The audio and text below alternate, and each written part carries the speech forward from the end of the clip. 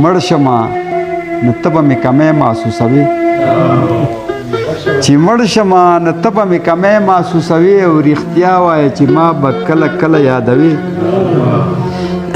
او آواز ته به دې څوک په انتظار وي د پایلو بنګړي به دې په لیچو کې بیا چاته شړنګوي او دروغ به راته نه وایې رښتیا رښتیا به وایې چې نه یم جانانه بیا به سترګې توروي او په مینه دې شک نه کوم چې څو پورې ژوندی یم زما د مرګ نه پس به مې په زړه کې ګرځوي او چې کله ستاسې عراج د دې پانی دنیا نه لاړ شي نو ته به پکې څنګه د ژوند شپې صفا کوې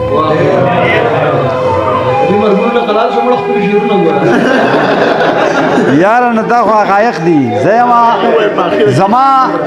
زما شعرونه د ولس د محرومو قصه ده د دې لمبه لمبه حالاتو د لمبو قصه ده او د کم مین د بېوسۍ په داستانو جاړمه په غم لړلې د آدم او د درخو قصه ده او ما د قلم په څوکه جبر د جابر غندلې ما بیان کړي د خوارانو د سلګو قصه ده او سیراج پریخي د سرو شونډو سرو لبانو قصې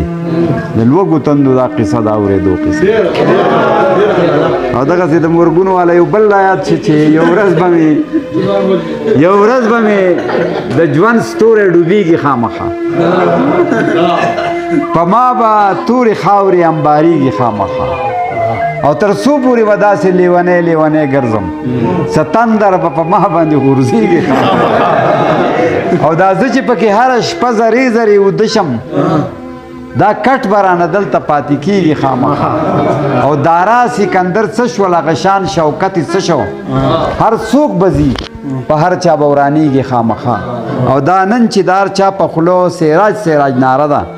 دا نوم به د دې خلکو نه هېرېږي خامخا نو دا شاهد خان حقایق دي او حقایق ته هم وایې زه وایم موږ د نړۍ سره سیالۍ نه غورځېدلي خلک موږ دړدېدلي لړزېدلي کړېدلي خلک او نه مو پرون شته او نه مو نن نه به سبا وګټو د خپل نفاق په تناره کې سوځېدلي خلک او پښتو وطن کې د عربو په غرمو راته شو موږ لوېدلي پاڅېدلي ځورېدلي خلک او تل د نیستۍ په جرنده دلوسو په لمسه د غیر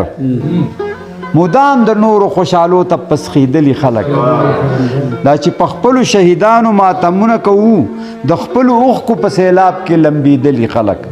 او عزت مو داو شو د خدای جنازه هم ووته عزت مو داو شو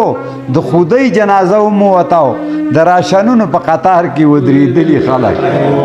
او سراجه څنګه به نوي نسل له سبا وګټو د لاس او خپو یو په هنر باندې تړلي خلک